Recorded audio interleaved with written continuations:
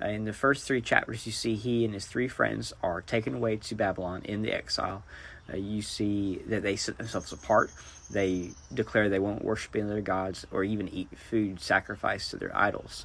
And over a period of time, they are distinguished apart from any of the other young men that had taken part in the normal meals and eaten of the meats. They are healthier and stronger. Many dreams. Daniel is come to be known as an interpreter of dreams, and the first of these is in chapter 2.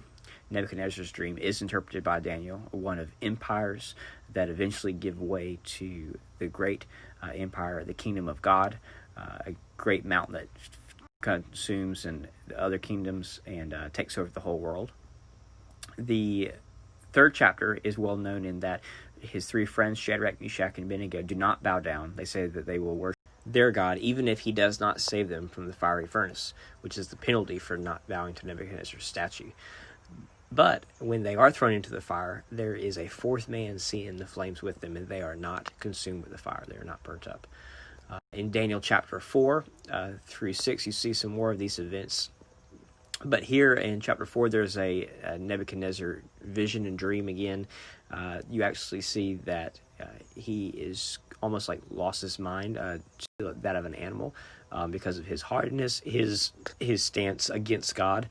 By the end of the chapter, he bows to God, admits that Daniel's God is the greatest of any God in the land. This would not be something that Babylon holds to, because in chapter 5 you see that Belshazzar, the new king on the throne, is openly rejecting God, taunting God in a sense. And in the same time period, the literal writing of God's hand on the wall shows that the Persians, the Medes are at the door. The empire will fall, and that's certainly what happens. Darius is the king in chapter 6, and at this point, the most well-known part of Daniel is that he is cast into the lion's den. This is all set up because his peers in the kingdom are very jealous of Daniel, make it so it's illegal for him to pray to his God, knowing that he won't turn from that, won't relent from praying. And sure enough, this is what happens. However, in the lion's den, God literally shuts the mouths of the lions, and so that he survives that evening, proves to King Darius that Daniel has a true God that he's following and worshiping. And then the men that were after Daniel, they themselves are thrown into the lion's den and are not given the same fate as Daniel, as they are consumed. So this is the first half of the book of Daniel. The second will cover more dreams and visions, lots of meaning for us to gather there, but it's kind of a second subdivision of this great book. Bless you.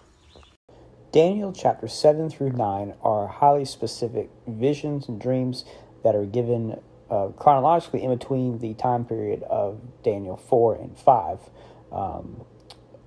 after Nebuchadnezzar to Belshazzar, between that time period.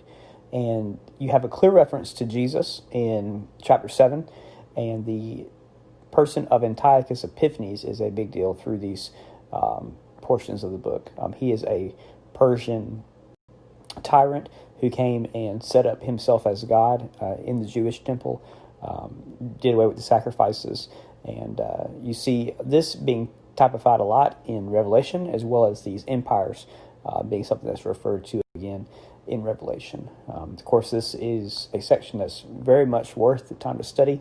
Hard to break down in an overview like this, but many good things to pull from. Most importantly, in chapter 9 is the fact that we should pray for our nation.